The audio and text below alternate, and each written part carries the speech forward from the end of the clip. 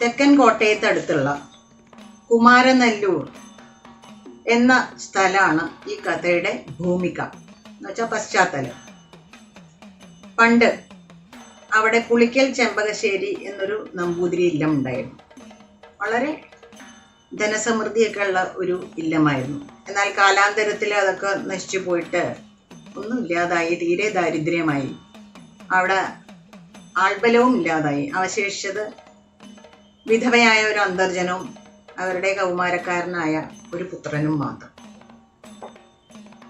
ആ ഉണ്ണി വേദാധ്യയനം ചെയ്തുകൊണ്ട് അവിടെ തന്നെ താമസിച്ചു പോകുന്നു.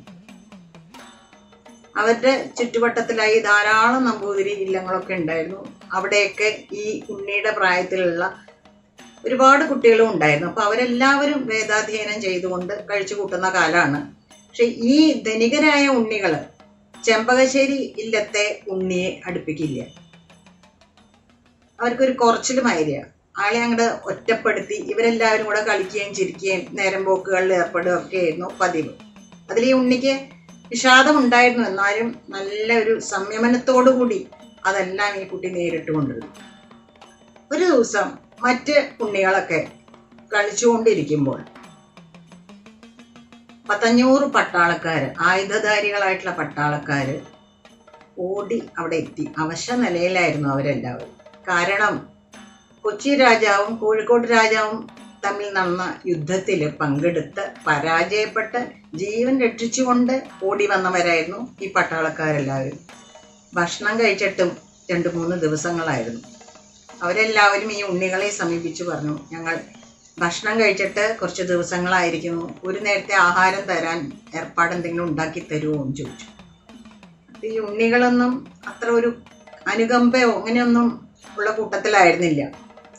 അതുകൊണ്ട് തന്നെ അവരിങ്ങനെ ഉത്തരം പറയാതെ ഇങ്ങനെ മണ്ടി നിൽക്കുമ്പോൾ ദൂരെ നിന്ന് ചെമ്പകശ്ശേരിയിലെ ഉണ്ണി നടന്നു വരുന്ന കണ്ടു. അപ്പം ഇവർക്കൊരു കുറുമ്പ് തോന്നി. ഇവരെന്ത് ചെയ്തു? പട്ടാളക്കാരോട് പറഞ്ഞു, ദാ വരുന്ന ഉണ്ണിയെ കണ്ടില്ലേ, അദ്ദേഹം വലിയൊരു ഇല്ലത്തെ ഉണ്ണിയാണ്, അങ്ങോട്ട് ചെന്ന് ചോദിച്ചോളൂ, നിവൃത്തി ഉണ്ടാക്കി തരും, വിശപ്പിനുള്ള വക തരും എന്ന് പറഞ്ഞു. അത് വിശ്വസിച്ച ഈ 500 പട്ടാളക്കാരും ആ ഉണ്ണിയെ സമീപിച്ച് പറഞ്ഞു, ഇങ്ങനെ ഞങ്ങൾ ആഹാരം കഴിച്ചിട്ട് കുറച്ച് ദിവസങ്ങളായി വയ്യ, തീരെ നടക്കാൻ പോലും വയ്യാതായിരിക്കുന്നു എന്ന് പറഞ്ഞു. ഉണ്ണി ഇവരെ ഒന്ന് നോക്കിയപ്പോൾ ഇവരെല്ലാവരും ആയുധധാരികളാണ്.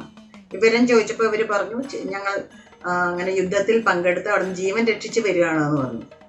ഉണ്ണി എന്ത് ചെയ്തു വെച്ചാൽ കഴുത്തിൽ കിടന്ന ഒരു പുലിനഖമാലയുണ്ട് സ്വർണത്തിൻ്റെ, അതങ്ങോട്ട് ഊരി കൊടുത്തിട്ട് ഇവരോട് പറഞ്ഞു, നിങ്ങളൊരു കാര്യം ചെയ്യൂ, ഈ മാല അങ്ങാടിയിൽ കൊണ്ടുപോയി വിറ്റിട്ട് അരിയും കോപ്പും മറ്റു സാധനങ്ങളൊക്കെ വാങ്ങി വന്നോളൂ. ഇതാ കാണുന്നതാണ് എൻ്റെ ഇല്ലം, പാത്രമൊക്കെ അവിടെ ഉണ്ട്. ഈ അരിയും കോപ്പും മാത്രം വാങ്ങിയിട്ട് വരിക, മുറ്റത്ത് അടുപ്പ് കൂട്ടി ആഹാരം പാകം ചെയ്യാനുള്ള സൗകര്യം ഞാൻ ഉണ്ടാക്കി തരാമെന്ന് പറഞ്ഞു. അങ്ങനെ ഇവർ അങ്ങാടിയിൽ പോയി ആ മാല വിറ്റ് അരിയും കോപ്പും ഒക്കെ വാങ്ങി അവിടെ ഇല്ലത്തെത്തി. ഉണ്ണി പറഞ്ഞതുപോലെ മുറ്റത്ത് അടുപ്പൊക്കെ കൂട്ടിയിട്ട് ആഹാരം പാകം ചെയ്ത് കഴിക്കുകയും ചെയ്തു. അവരുടെ വിശപ്പ് മാറിയപ്പോൾ അവർ സമാധാനത്തോടെ ഉണ്ണിയുടെ അടുത്ത് വന്ന് തൊഴുതുകൊണ്ട് പറഞ്ഞു, ഞങ്ങൾക്ക് ആഹാരം തന്ന് ഞങ്ങളുടെ വിശപ്പകറ്റി അങ്ങാണ് ഇനി ഞങ്ങളുടെ യജമാനൻ, അതുകൊണ്ട് അങ്ങയുടെ ആജ്ഞ അനുസരിച്ച് പ്രവർത്തിക്കാൻ ഞങ്ങൾ സന്നദ്ധരായിരിക്കുന്നു എന്ന് പറഞ്ഞു. അപ്പോൾ ഉണ്ണി പറഞ്ഞു, എങ്കിലൊരു കാര്യം ചെയ്യൂ,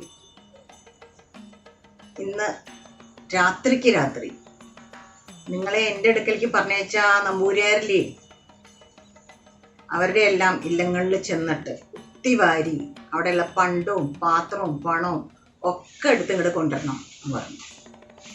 ആജ്ഞ പോലെ എന്ന് പറഞ്ഞ് അവരെല്ലാവരും ഉടനെ ആയുധങ്ങളൊക്കെ ആയിട്ട് പോയി ഈ ഇല്ലങ്ങളൊക്കെ ആക്രമിച്ചു. അവിടെ ഉണ്ടായിരുന്ന പണ്ടങ്ങളും പാത്രങ്ങളും പണവും എല്ലാം കുത്തി വാരിയെടുത്തു. അതിൻ്റെ ഇടയിൽ ചിലവരെ കൊല്ലേണ്ടിയും വന്നു അവർക്ക്. എന്തായാലും ചെമ്പകശ്ശേരിയിലെ ഉണ്ണി പറഞ്ഞതുപോലെ അവര് നേരം വെളുക്കും മുമ്പ് ഈ കുത്തി വാരിയ സമ്പത്തെല്ലാം കൊണ്ട് ചെമ്പകശ്ശേരിയിലെത്തി ഉണ്ണിയുടെ കാൽക്കൽ വെച്ച് വന്നിച്ചു നിന്നു. അങ്ങനെ ഉണ്ണി വലിയ ധനവാനായി തീർന്നു. എങ്കിലും തൻ്റെ ഇല്ലമൊക്കെ ഒന്ന് പുതുക്കി പണിയണം, അതിന് ചുറ്റും കുറച്ച് സ്ഥലമൊക്കെ ധാരാളം വേണമെന്ന് ഉണ്ണിക്ക് തോന്നിയപ്പോൾ ഉണ്ണി വേറൊരു ഉപായം പ്രയോഗിച്ചു.